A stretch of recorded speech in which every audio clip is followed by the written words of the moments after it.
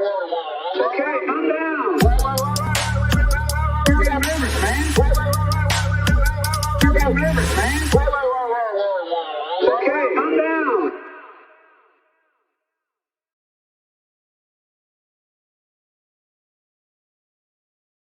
Welcome to the Katie Halper Show. Very excited about today's show. It's going to be wonderful. We have talking to us Omali Yeshitela, chairman of the African Socialist International and the African People's Socialist Party. He founded the Burning Spear newspaper in 1968, which still exists. He's been a longtime advocate for reparations and participated in the International Tribunal on Reparations for African People, which was held in Brooklyn, New York in 1982. And he founded the International People's Democratic Uhuru movement in 1991. Now, before I bring him in, which I'm going to in a second, a couple of announcements. Make sure that you like this stream. Just hit like. That's a great way to help us with the algorithms. And leftist YouTube is getting very suppressed lately. And we definitely want people to watch this particular stream with the chairman because it's extremely important. And it's a story that needs to be getting more eyes and ears and is being ignored by much of the media, much of the same media that is focusing on the FBI's raid of Trump's Mar-a-Lago property, is silent about the FBI raid to which Chairman Yeshitela has been subjected and his organization. So make sure you like this stream. Make sure you share this stream. If you want to comment, you have to be subscribers. So make sure you subscribe. You can also become Patreon supporters at patreon.com/The Katie Halper Show. Again, that's patreon.com/The Katie Halper Show. And you can join, you can become YouTube members. And to do that, you just join and you get cool emojis and badges and cool emojis of Bodhi, and we're going to start adding emojis of our guests, especially because Dr. Charisse Burden-Stelly made such great expressions, and people want gifts of that. And yeah, that's about it. I think subscribe if you can support the Patreon, patreon.com/The Katie Halper Show. This week we're releasing an hour-long interview that I did with Roger Waters, with Roger Waters, the activist musician Roger Waters. And he reads an excerpt of his memoir that has not been published yet. So that's a very exciting Patreon-only exclusive. He also talks about his very moving story about his father, who started out as a pacifist, then abandoned pacifism, then fought in World War II, and then was killed. And it's a really moving, important story. So that's all at patreon.com/The Katie Halper Show. Again, patreon.com/The Katie Halper Show. He's also been added to the Ukraine watch list. So yeah, that's a scary thing. But we're going to bring in Chairman Omali Yeshitela, and so excited to be talking to him. So without further ado, let's just bring him onto the virtual stage. Hello. Hello. How are you? Good. You? Uhuru. Thank you so much for joining. Thank you so much for having me. Of course. Yeah. I spoke to you on Useful Idiots, and it was a really great chat. And I had so many more questions for you. And I wanted also to give other people the chance to ask you questions. And since we do this live, that'll allow for that. But just so everyone's on the same page, can you just start out telling us what happened to you and your offices July 29th? Yeah. On July 29th, at 5 o'clock in the morning here, Central Time. I'm in St. Louis right now.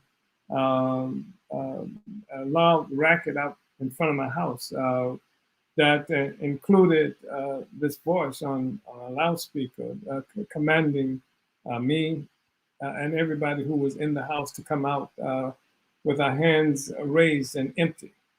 And then flashbang grenades began to explode all around the house. And I was to learn later that they had actually penetrated the rear stairwell of the house and had thrown flashbang grenades there as well.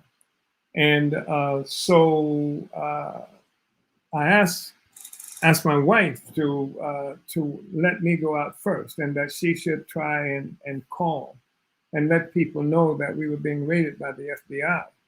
And so I went downstairs first. I was to learn later that our phones had been jammed, and we couldn't get anybody on the phone. So I went downstairs first, and when I opened the door, I was greeted by these targeting darts that were attached to automatic weapons in my chest. and there were several of them. And there was an armored vehicle in front of my house, and this voice was saying, "Come out, move forward toward me with your hands held high." And so I followed the command, and my wife, on her way out, following me, coming down the stairwell, she was greeted by a drone that almost hit her in the face, going up the stairs to our home. And so when I got out, I was zip tied immediately. I was zip tied. My wife was handcuffed behind her back, and I'm inquiring, what is going on? Why is this happening? And I'm told they have a search warrant that I never did see until, and I asked to see it, and they, rather conveniently or not, didn't have it in their immediate possession. So I didn't see the search warrant until hours later, when I was able to come back into my home and find the search warrant on the table there. In the meantime, in the South St. Louis, which is a predominantly white area of the city, where we've established offices filled with the African People Solidarity Committee, which is an organization of white people who do mostly reparations work, but also basic solidarity work for the struggle for African liberation. Their office was being raided, and battering rams were used, the same kind of command about come out, that this is the FBI. They used flashbang grenades in the place. They stuck tape on the video camera, so in an attempt to mask their activities, even though we were able to get some of that. And they went to the apartment upstairs. They held a young couple at gunpoint. These are two of the leaders in the solidarity movement at gunpoint. At the same time, they had gone to the home of two of the solidarity leaders, and they had knocked their doors in and held them also at gunpoint, detained them at gunpoint. And the same time in St. Petersburg, Florida, where it was 6 o'clock Eastern time, they used battering rams, knocked the doors in at our Uhuru house, our office there, and they took our radio station briefly off the air. They raided our archives and took some of the materials from there. And they went to the residence of another person who has been characterized as an unindicted co-conspirator, a young woman. They went to her house, her residence, and they used the St. Petersburg police to tell her, knock on the door, tell her that a car was being broken into, and she should come out and look at it. And when she went outside, the FBI came from around this van and what have you, and they used that as an excuse to get into her vehicle to take her cell phone. They took my cell phone. They took the phone from my wife. They took they stole computers. They stole iPads, and they did a similar thing to our office in St. Petersburg, Florida. They stole financial records for the various community development programs that we are responsible for in St. Louis and St. Petersburg and Philadelphia and Oakland, California, et cetera. They took all of that stuff. And so that was what happened on that day. I continued to ask them why this was happening. And they said that, I said, well, if you have a warrant, why am I handcuffed? And they said it's for your protection and ours. And they gave me the right to sit on the curb. And then when I refused to do that, they told me I can sit in the back of their car. And I wasn't interested in doing that either. They told me that I should, if I wanted to get my phones back quickly, I should open the phone so they could access it. They said the same thing to my wife. They refused to open the phones and continued to say, we don't want to be here. Can I leave? Can I leave? And so finally, he said, you can leave. So I started to walk away, and either one of us, me and my wife, said, well, what about our cars? We can take the car. So they were really nice in the sense that they said, well, where are your car keys? And they went upstairs to find the car keys where they were located, brought the car keys down. And so we were able to leave, but we had been unable to contact anybody, like I said, because our phones had been jammed. And so we were isolated like that. Before we left, they said that they had the search warrant because an indictment was going to be dropped later that morning of a Russian national, and that my name was in that indictment. And so that was what it was about. I was to learn that there was some allegation that that I was on the payroll of Russia, that the work that I've been doing now for 60 years or so and 50 years with the African People's Socialist Party, or if not, that duration of it recently, been paid by the Russians to do that. And that and it had to do with the elections that we had run two campaigns. Well, actually, about four, a total of four campaigns. Two in 2017, two in 2019 in St. Petersburg, Florida. And they wanted to say that we were doing this at the behest of the Russians, and possibly that we were paid by the Russians to do this, et cetera. And that the Russians had paid us, I think, an allegation to do some other just ridiculous kind of thing. And it's absolutely and totally nonsensical. I mean, because like I'm saying that the African People's Socialist Party just celebrated our 50th anniversary in May of this year. We've been here for 50 years. I've been doing this work for nearly 60 years or so. And nobody's ever had to pay me to do this work. In fact, for most of my life or most of my activity, I haven't been paid anything. And it's only in a recent period, over the last several years, that I've even developed a capacity to receive some kind of compensation to stay alive while I've done this work. And so it's just a ridiculous characterization of what my political activity is about and what the political activity of the Uhuru movement and the African People's Socialist Party is all about. So it's a ridiculous charge on the face of it. And we're going to get into more about what the African People's Socialist Party is about, what the Uhuru movement is about. But before we do that, I have video that I used from Burning Spear Media, which is the media or your media organization. Can we just, Brad, show some of that video? I want to make sure viewers get a sense of what it looked like for you all, and if you want to say anything about what's happening.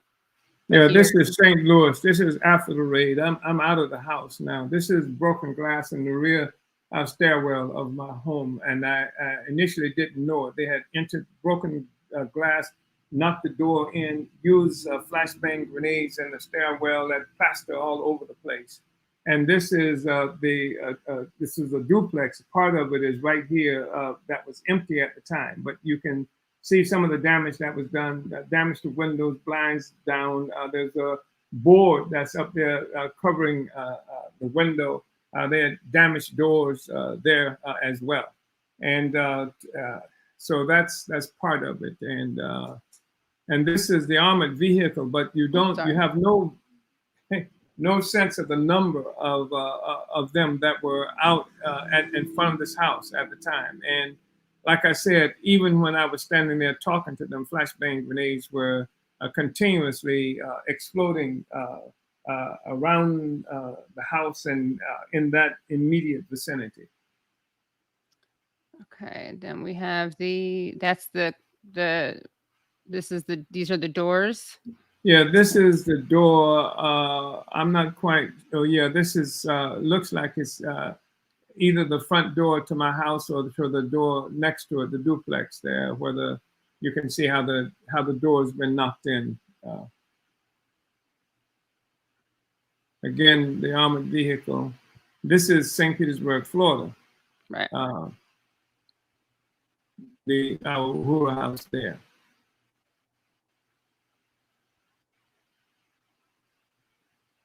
This is them at the front of the Uhuru House building in St. Petersburg, Florida. They've breached the gate there. Now they're breaching the front door, the entrance door. This is some of the damage, and this is some of them. I mean, it's hard to believe the number of forces they've put there. Jesus. This is the sort of the reception area, and this is where they were cameraing using tape. To cover they used the St. Petersburg Police Department blocked off. In the background there, you can see the Uhuru House. These are financial drawers that they had gone through, taking our records and what have you from there. There's a picture of you, right? Yes. That got knocked over. Doing the same thing then that I'm doing now. And that was a long time ago. Another door broken down. Then this is them leaving your house? This is the home I have in St. Petersburg. Nobody's there because, I mean, this is in Florida. So they raided the empty house in Florida. They took devices. This is the car of Akile Anai, who they tricked to come out so that they could take her cell phone from her. That's in St. Petersburg, Florida. And this is the Solidarity Reparations Center on the south side of St. Louis.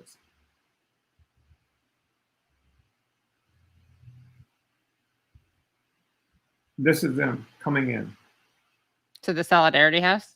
Yeah, Solidarity Center, yes. What is that stuff that's like flying around? It's debris coming from the flashbang grenades. Right, okay. Jesus.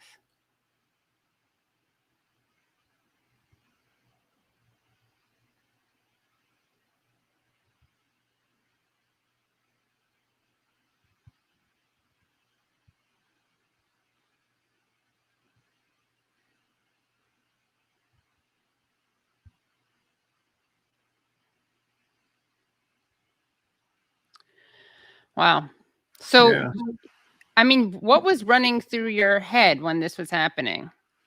Well, when I came out of my house in St. Louis, what was running through my head was December 4th, 1969, when the FBI aided the Chicago Police Department in murdering Fred Hampton at 4 o'clock in the morning. And so, you know, when I walk out and my chest is covered with these targeting dots, you know, from automatic weapons. You know, I thought they were going to kill me right there. My wife thought they were going to kill me and us, you know, as well. So that was the first thing that went through my mind, that they were going to assassinate me. And you know, there was no warning. There was no, hey, we, you know, want to talk to you or anything like that. And it was hard to understand some aspects of what was going on, because it certainly, when they talked about they had a search warrant, obviously they didn't need armored vehicles and turning off our phones and flashbang grenades and all these things to serve a search warrant. So it was clear that whatever they were saying, it was not connected to what they were doing, that they were making an assault on us, and they were using some law, some very old law that they've used against people, you know, like W.E.B. Dubois, for example, was charged with the very same thing. And so they've used this and other kinds of laws like that to break the back of our movement. I mean, so I knew that an objective of this was to crush the movement. I didn't know the specifics of what it was that they were up to at that moment. And can you talk more about the W.B. Du Bois? Yeah, W.E.B. Du Bois, in 1951, he was charged with the very same thing, indicted for the very same thing, and actually went to trial. And he was acquitted on the trial. He traveled all over speaking out, similar to what I'm doing now, just in terms of speaking out about what's going on. So he was able to be acquitted, but they ruined him in terms of economics. They had taken his passport. They gave it back to him after he was acquitted, and he traveled to Ghana. But when he got to Ghana, they took his passport again, so he couldn't come back to the country. And Dubois was, whatever else he might be characterized, but we consider Dubois liberal, and so a little right wing for us. Yeah, he was a liberal of sorts, and he played a really important role in the FBI attack on Marcus Garvey that had happened, earlier in the century, and he played like really important role for that. And of course, the FBI, under the color of law, Garvey had done this incredible thing, built, an organization from 6 to 11 million African people around the world, had created economic entities similar to what we are emulating right now, had actually purchased steamship lines so that Africans could trade with each other globally, had created ambassadors traveling around the world, had intervened at the League of Nations conference in 1919, where they were discussing what was going to be done with parts of Africa, making their declaration that Africa for Africans at home and abroad. So they attacked Garvey, FBI, said that he used the mail to defraud the people with selling stock for the steamship line that he had.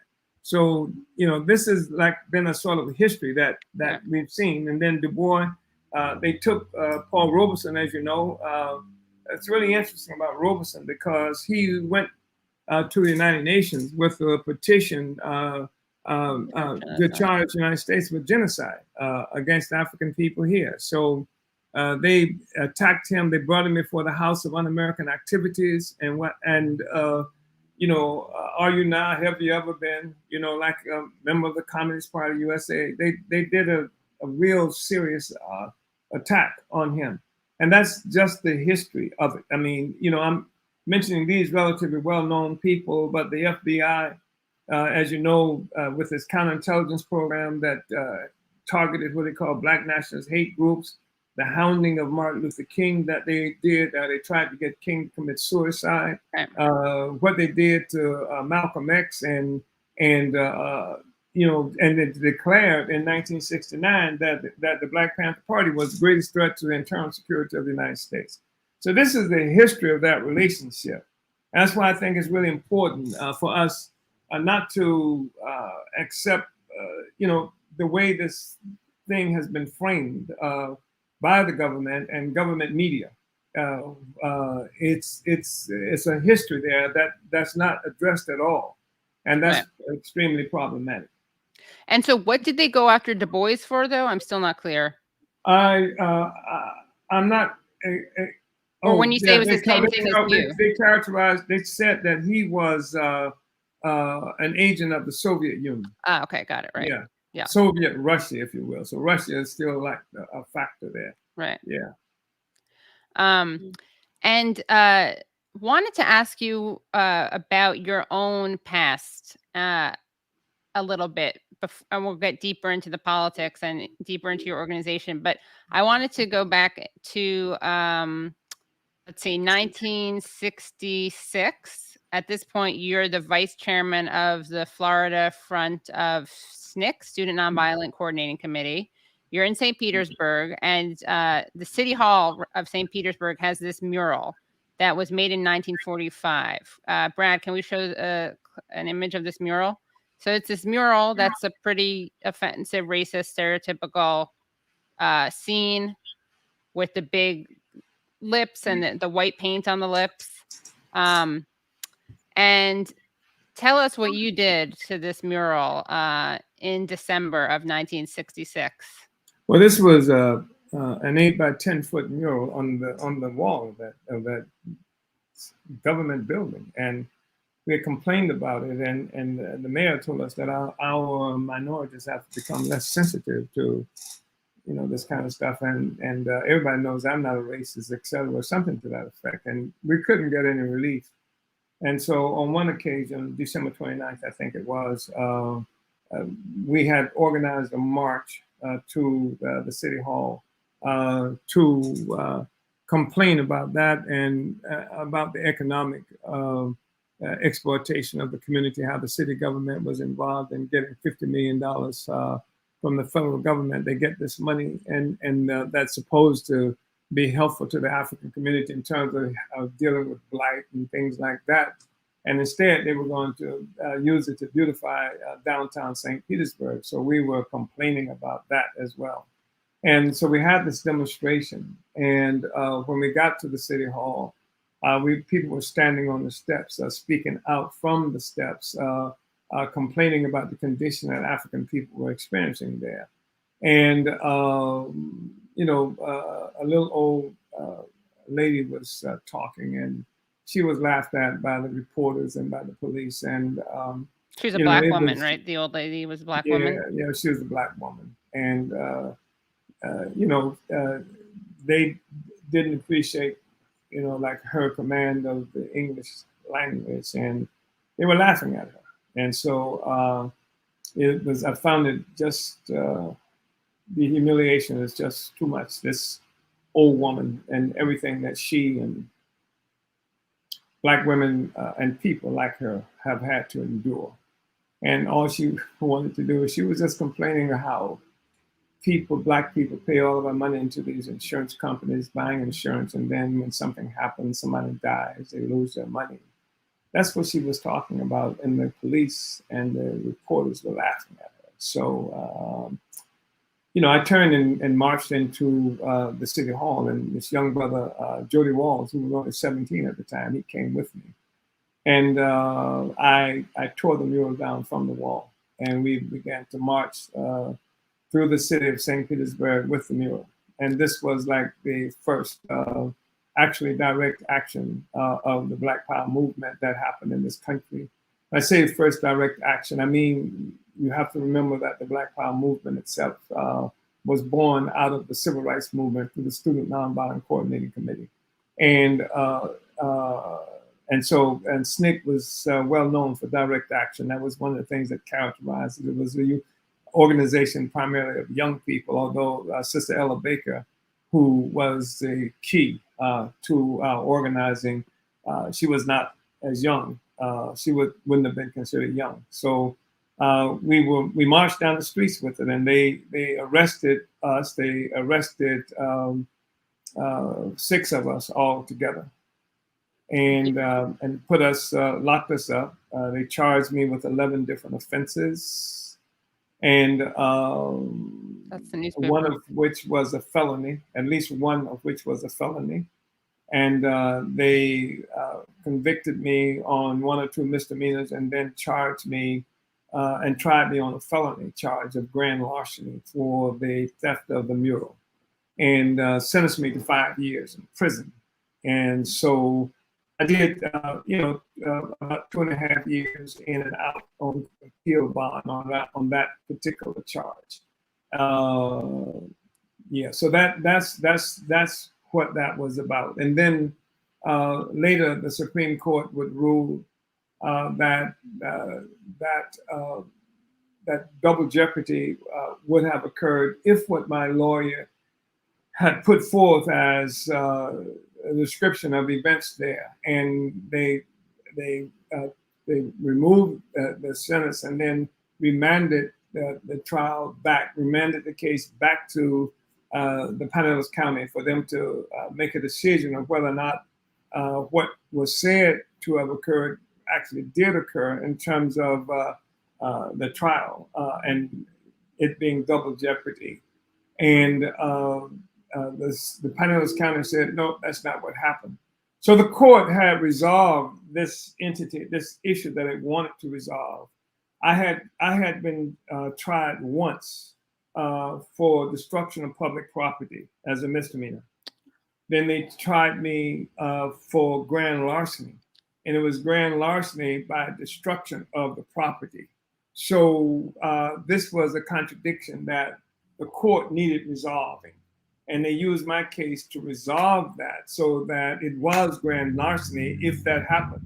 And so they took it back to, remanded the case back to Florida, and they said, no, that's not what happened. So they had resolved that, got rid of the double jeopardy thing, still on the books today, dealing with that. And then they tried me again.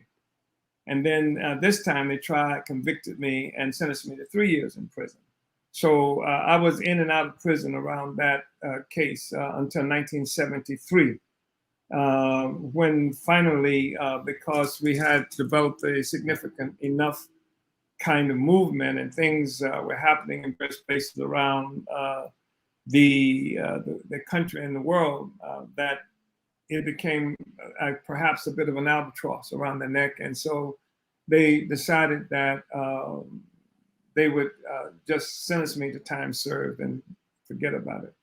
So that's how that happened. But I think that you know, really what's I think extremely important here, and this is one of the reasons I think that we really need an army, a battery of lawyers around this case, because it's clearly a political assault that's being made on me, on the African People's Socialist Party, Uhuru movement. And one of the things that I really want to pull attention to is, if you remember, it was in 1965 that the Voting Rights Act was passed in this country. And it was in 1964 that I became, you know, extremely involved in voting rights issues and questions in the state of Florida. And by 1960, in fact, I ran somebody's campaign in 1964. But the people were being killed just for trying to vote in this country. Black people were, you know, churches bombed, children killed, assassinations were occurring, that kind of thing. In 1960, perhaps it was 1966. I see my camera's frozen. I hope.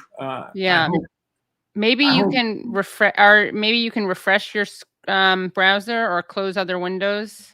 Okay. Sorry about this. Let me see. We can hear you. Okay. I'll keep talking, and hopefully somebody will come in and try to offer some assistance here.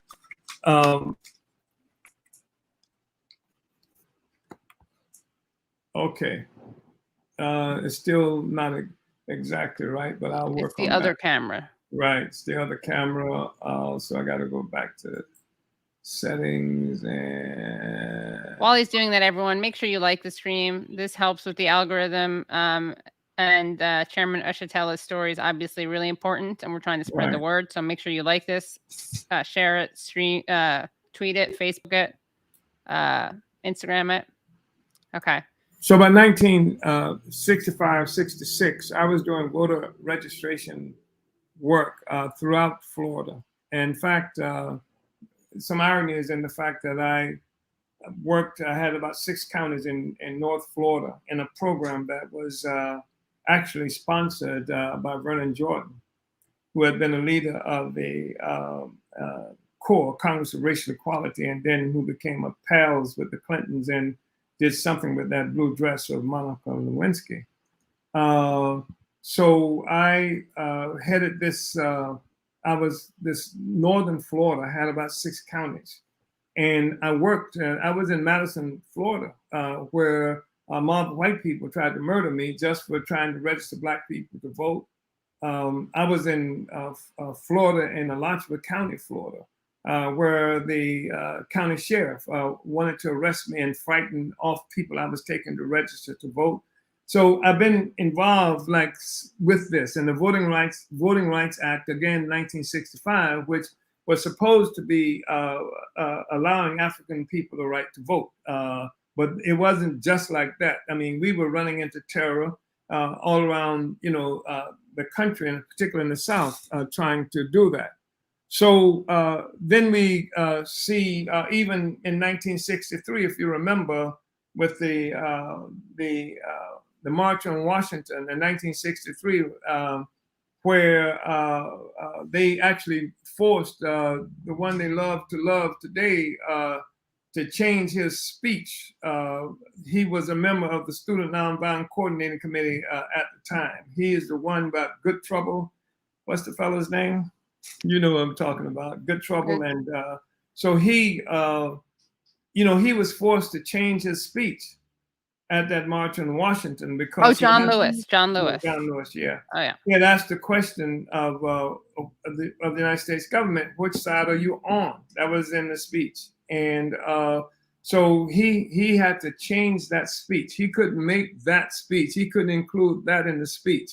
So the voting rights thing was supported by the liberals and what have you, but the voting meant that we could get the right to vote, but the political line that we took, could not be one that challenged the U.S. You got to remember at the time, the U.S. was engaged in a huge struggle, not only inside the United States, but it was being judged by peoples of the world in terms of the system, the murder, brutality of African people. And it was in this contest with Soviet Russia in particular, and to a lesser extent with China, about which was the preferable system. And so to have the United States government doing these kinds of things made it really important for them to achieve some kind of resolution about the right Black people to vote. Otherwise, the hypocrisy of the democracy that's being talked about was going to be hard to conceal. So that was in the 1960s. I was involved in that struggle and very serious. I registered people to vote. I organized throughout the state of Florida for the right for people to vote. Later on, by 1972, I ran for office myself in St. Petersburg, Florida. And I wasn't running as a serious candidate, but I ran because the United States government was still trying to put me in prison because of the mural charge from then. And so I wanted to give them, a situation where they have to arrest me as a candidate, for office. But I did run for office. We did engage in electoral politics. We ran other people for office on a regular basis. We did that within the electoral process. But the thing I wanted to point out is that historically, the right for African people to vote and participate in an election has been something that's been under assault by private citizens, by states, governors and militia, by county sheriffs and what have you. And now what we have is a situation since 2017, the Black is Black Coalition for Social Justice, Peace, and Reparations that I organized has been teaching in communities how to participate in electoral politics. And along with how to participate, the techniques, how to run for office, how to put things on the ballot, how to do recalls and do all these other things, and include what will be on the ballot, the issue of reparations. There are certain places you can pass initiatives, put initiatives on the ballot, we do that. We'd run elections in 1980s, around land reform and things like that in Oakland, California. So this is the electoral process that we are using. And what we're looking at now is that the FBI attacks us, and they use the reason for attacking us. Part of it is somehow it's the Russians who are paying us to run for office. And it just seems to me, I can't make a distinction except for the severity of the explosion in what happened in Birmingham when they murdered those little children with the bomb because Black people wanted to vote. And what they were doing all around this country with the fact that right now, as we have this discussion, there are more than 400 pieces of legislature circulating throughout this country to minimize the right of Black people to vote. And then in 18 states, this has already occurred. And now the FBI attacks us around voting. And they're not saying that they're attacking us around voting because of segregation today and segregation tomorrow and segregation forever, like George Wallace. They're not saying that. They're using some other spurious claim to attack that. And it seems to me, if nothing else, this is what we're talking about, a battery of lawyers. And it seems to me, if nothing else, the FBI is violating the Voting Rights Act of 1965, just like they did when they bombed the church in Birmingham, just like they have, well, that was before 65, but just like they have done subsequent to prevent Black people from being able to vote. And so this was an attack on and when we talk about the elections in 2017 in St. Petersburg, Florida, what was our campaign around? Reparations. It was around gentrification of Black communities and things like that. And we did a similar thing in 2019, and then we've done the same kind of campaign here in St. Louis. We ran for 5 years in a row. We've been able teaching people who are not part of the political establishment to participate in elections running on some of these same principles. And then we get attacked by the FBI and with the claim that it's not we don't know what it is that we want. The Russians are paying us to do this. And just like we were outside agitators, and I've been an outside agitator before, anytime somebody comes in and organizes among our people, it's not what we want, it's some other external force that they can, point a finger to. So I just wanted to point that out, Katie. Yeah, I mean, we heard Susan Rice say something like that about Black Lives Matter, George Floyd protests. She suggested it could have been the Russians. We heard Kamala Harris say that the Colin Kaepernick taking a knee was the Russians. So that is alive and well, and people actually say it out loud. Yeah, and this is interesting too, because Kamala Harris, if I'm not mistaken, was one of those Negro politicians who was influenced by our 2017 program elections calling for reparations. Right. Because she and a couple of others then had to raise the reparations issue because it had become such a significant and popular issue on the agenda now. So all of them, it's always the Russians or somebody else, but not us. We are not smart enough to. Right. I don't know if you've seen it, but Macron is having, that is Emmanuel Macron in France, is having a very difficult time because he, some less than 2 weeks after what happened to us, he was in Cameroon, and France controls something like 14 different entities that they call countries, absolutely, and stealing all the resources there historically. So masses of Black people have been turning against France and telling France to get the hell out of Africa. So Macron was in this huge mass meeting. I think it was in Cameroon. And he was telling the people that it's the Russians who are telling you this, that it's Russia that's responsible for the attitude that you have. It's Russian social media, it's Russian agents and things like that. And you can Google that, by the way. That's and you should have seen the outrage from the mass of the people who were in that meeting. We don't need Russians to tell us what France has done to us all this time.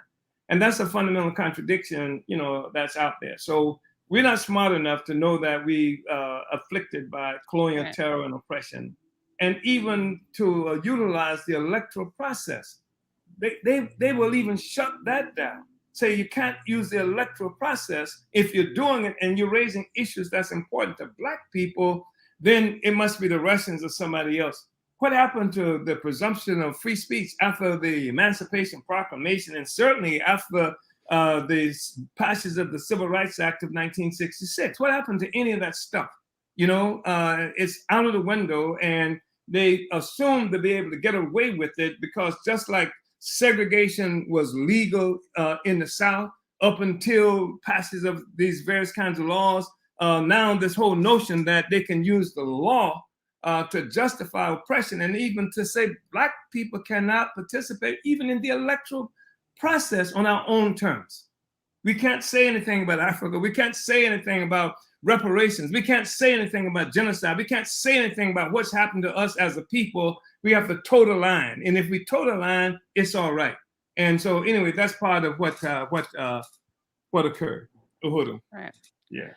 And there's an image Brad just put in, which is from 1933 Alabama, which speaks to what you're talking about. So this is a poster that says, "Negroes beware, do not attend communist meetings. Hate organizers for the communists are only trying to get Negroes in trouble. Alabama is a good place for good Negroes to live in, but is a bad place for Negroes who believe in social equality. The Ku Klux Klan is watching you. Take heed. Tell the communist leaders to leave. Report all communist meetings to the Ku Klux Klan." So they're saying that there is this secret organization that's watching you. That was in the 30s. The secret organization called itself the Klan. We're watching you. And if anybody says anything to you, report it to the Klan. And this is more or less the same message that we're seeing now. There's somebody watching you. And if you don't say the right things today, Negroes, this is what can be an outcome. They'll come at 5 o'clock in the morning if it's not 4, like it was when they killed Fred Hampton.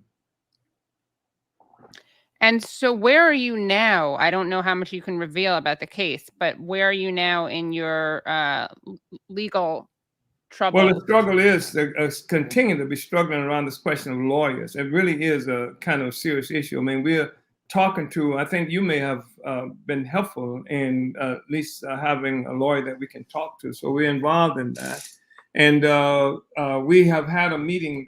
I don't know if you were in that meeting we had last Saturday. There were about 150 people from various places around the United States and the world who indicated they want to participate in this. And we're not treating it like some kind of typical defense thing, because we think that we have to fight back. And so we actually call it sort of a counteroffensive that we engaged in. So we have to raise a lot of money, because the lawyers are going to cost a lot of money. And we're looking at 2 different states where we're having like to fight from. And also, again, we're not going to be helped by only responding to what their narrative is.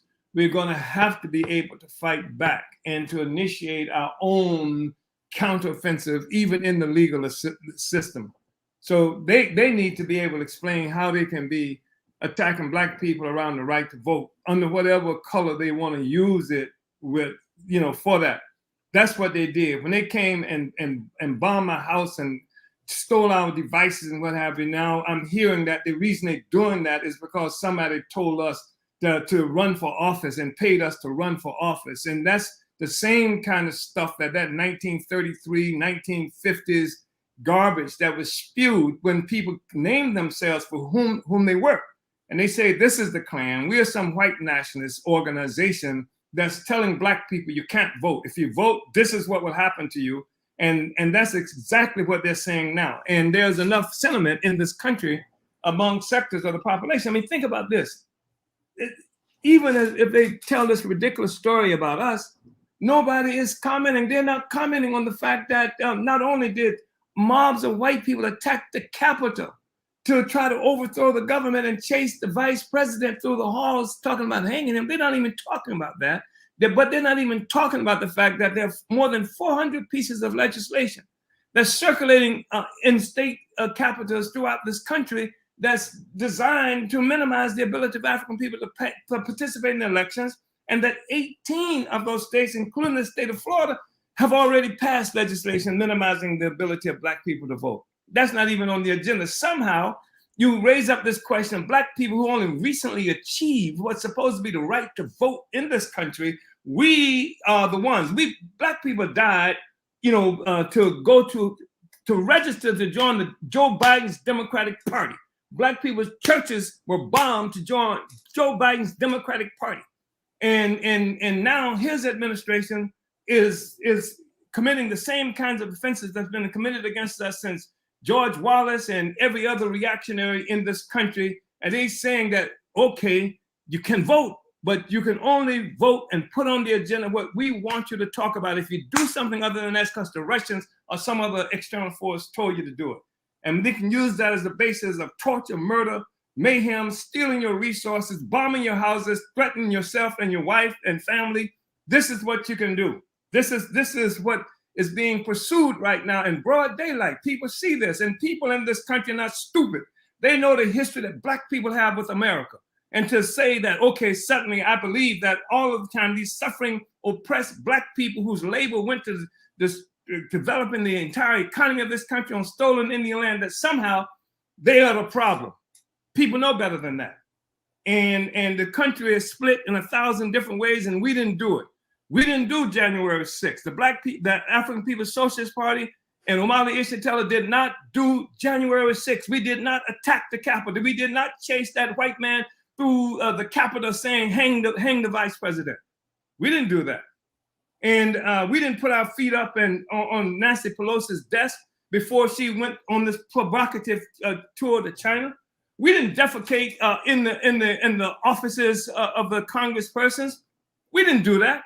And yet somehow, suddenly black people who've done all this suffering and fighting to actually just for the right to vote, somehow we are the threat to the electoral process. Just like the Black Panther Party was defined as the greatest threat to the internal security of the United States. What kind of security is it?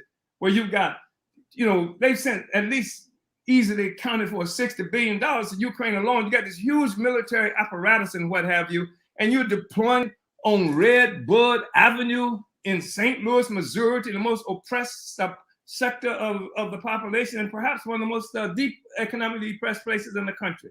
It doesn't make any sense. It says, what we have to do that's so really very much important is help the people to focus on the reality. You can't understand a process by just looking at where it is at this moment. You gotta investigate the history of that process. How did it get this?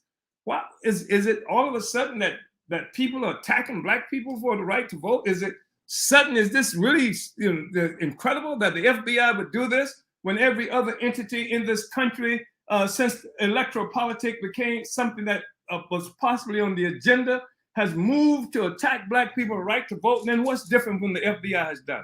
What's different from the deal that Republicans and the Democrats made in 1876 and 77 that with this so-called compromise that took the troops in the South out of the South that was supposed to be able to protect black people, and that lasted for almost 100 years until 1966 with the civil rights passage of the Civil Rights Bill 65 with the passage of the voting right, when the FBI was supposed to be there helping us have the right to vote, and now my house is being bombed because they're saying I'm not voting right, or somehow what George Wallace said was right, what Stennis in Mississippi said was right, that is some kind of outsiders who are responsible for black people wanting to vote. This is the same line. There's no fundamental difference.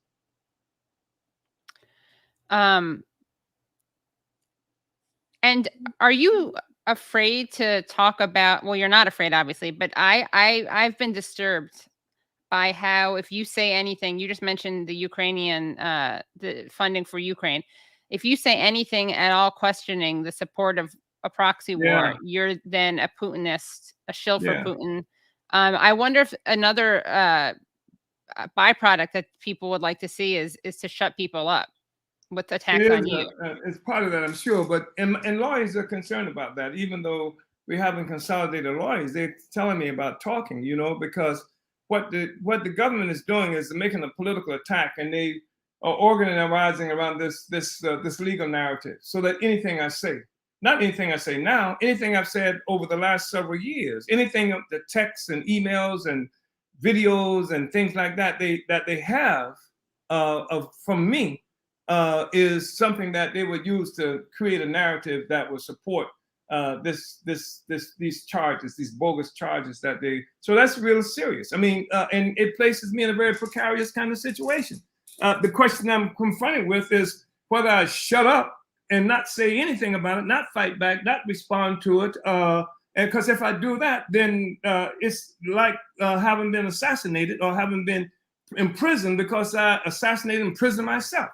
So the right to be able to talk about black people and the oppression of my people has been taken away from me because I've agreed to cooperate to that level. So it's a very tenuous kind of situation. And for me, a fundamental question is all these people who proclaim a belief in First Amendment rights, belief in civil rights, etc., and especially lawyers. We need you. Because what is happening now is what they were able to successfully do at certain times in the history of the struggle in this country. They want to deny us the right to access to a full democratic process here. So they would drive people underground and force people into precipitous actions like armed struggles and stuff like that. I'm telling that we need people to step forward. We need lawyers. And we don't have a lot of money. Our money goes to these programs that we created for our community. We need people to make contributions. We need people to provide legal assistance here so that we can wage this struggle, because it ain't my struggle. It really isn't. It's for everybody who proclaim to believe in what this country says it's supposed to be about. And it seems to me that's where a lot of the responsibility is. Well, we are. This has been amazing, and you're going to be talking to us more because you've been so generous with your time. We are going to bring in another speaker, Alex Vitale, the author of The End of Policing. We're going to take a quick break, though, and we're going to show you a video from Burning Spear Media, which again is the Uhuru media organization. And so don't go anywhere, guys. And make sure, if you haven't already, make sure you like this stream, share it, tweet it out, Facebook it out. We want to get people, we want to have people hearing about this. We want to get lawyers listening to it. And then come to the call-in that I'm doing afterwards. We can talk more about all these amazing issues that the chairman is raising. Also, thank you for that super chat, Gary. And I put a link to how you can donate. Hands Off Uhuru. And Uhuru means freedom, by the way. So let's just show this video from Burning Spear Media, which shows the raids on the CSCI.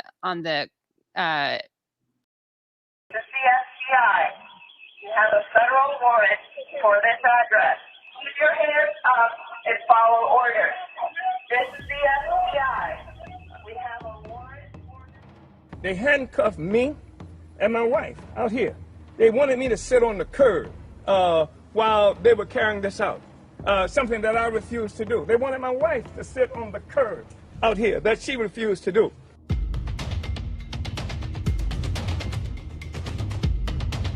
As I was coming out, this big old drone met me.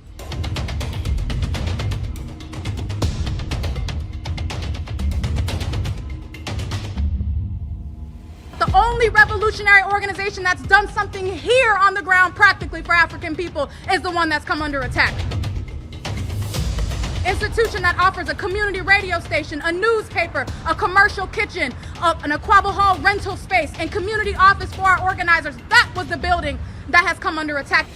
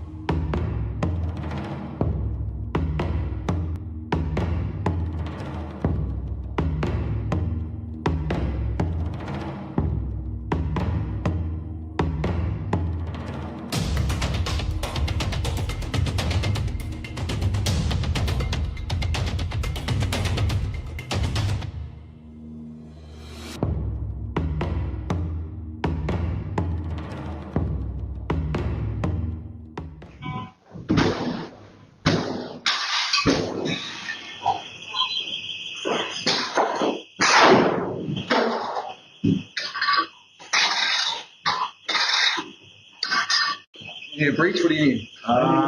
Need one. I don't know. What's whole betterment money? Hold on. Thank you.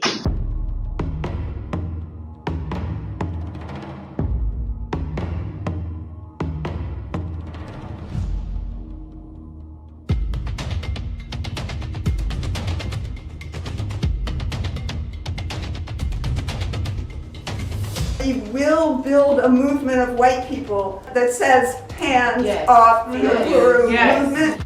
They see in the African People's Socialist Party a vanguard for the struggle for the liberation of our people. They see that because not just what we do here in the United States, but because we had the temerity to do like Garvey, to do like Malcolm X, and take the struggle of black people around the world.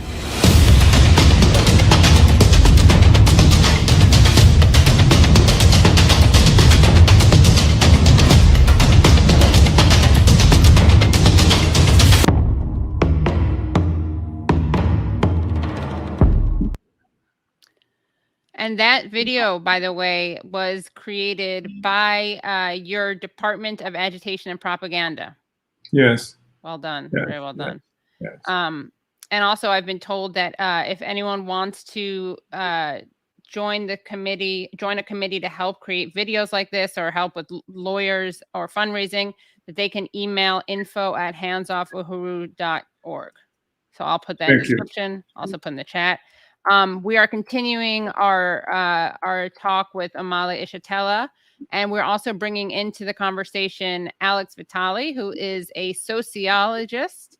He is a professor of sociology and coordinator of the Policing and Social Justice Project at Brooklyn College and the CUNY Graduate Center, and a visiting professor at London South Bank University. And he's the author of City of Disorder, How the Quality of Life Campaign Transformed New York Politics, and The End of Policing. So Alex, welcome.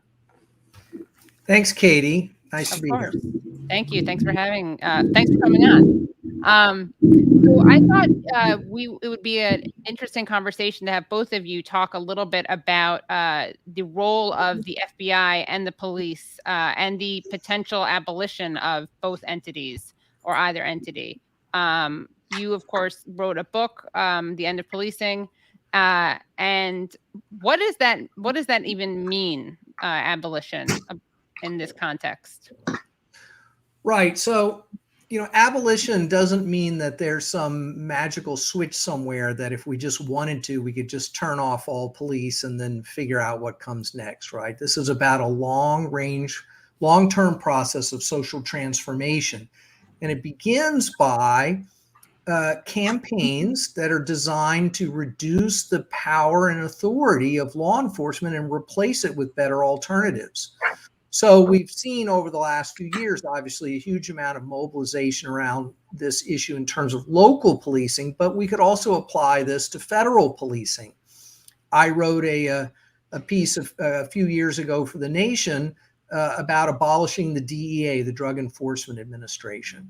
It's basically, they don't serve any positive social function. They're not saving any lives. They're not preventing anyone from experiencing harm. They're enforcing drug prohibition in a way that's deeply harmful, and that agency should just be eliminated. And similarly, we should look at the functions of the FBI. So in a piece that I wrote for Truth Out the other day, after Marjorie Taylor Greene said defund the FBI, somehow I don't think this is what was bothering her that caused her to want to say that. Right.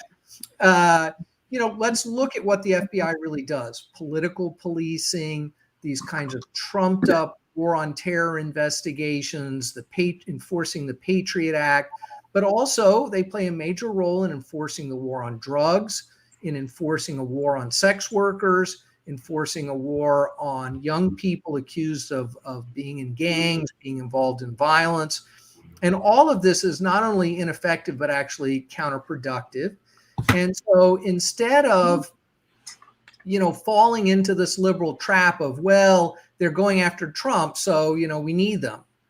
We need to instead be pointing out, the deep history of harm at the center of the FBI and the fact that we don't need them to produce public safety. And Chairman Yeshitela, one of the things that Alex Vitale talks about is abolition being, I remember, Alex, you said to me once, abolition is like what you see on the Upper East Side in New York City. So if you're in a private school and you do drugs, the first thing that's gonna happen is they're gonna say, Katie, what did you do? Now let's go talk to the school therapist. Okay, now we're gonna bring in your parents. Okay, now we're gonna go to a rehab center. There's so many steps that happen before the police are involved. And I think that one of the things that the Uhuru movement is doing, the African People's Socialist Party does, it is an abolitionist organization in that it creates a lot of alternatives for youth to engage in, and it in a way that I think probably prevents a lot of criminalization of young people.